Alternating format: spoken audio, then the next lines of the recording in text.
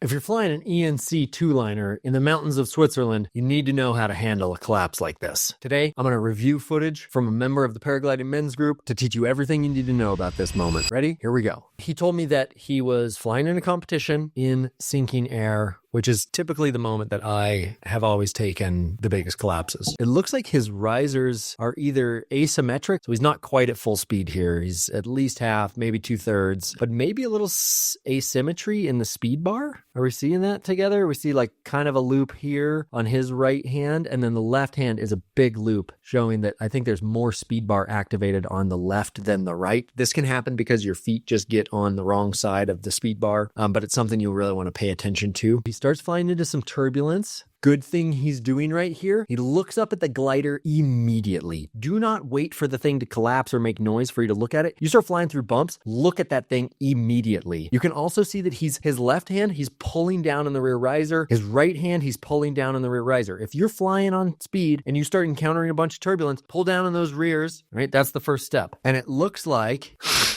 his hands go up and the glider collapses. So this is just being mistimed as you fly through turbulence. You're going to watch, he flies through a bump, he checks, and then goes hands up, and it collapses. Check, hands up, collapse. Boom, back on the rears. Okay, as I scrub through, you can see bump, pull, look, hands up left, hands up right, and the glider collapses. He's still on the speed bar. He's still on the speed bar, still on the speed bar, still on the speed bar. Glider shoots really hard. He's still on the speed bar, still on the speed bar.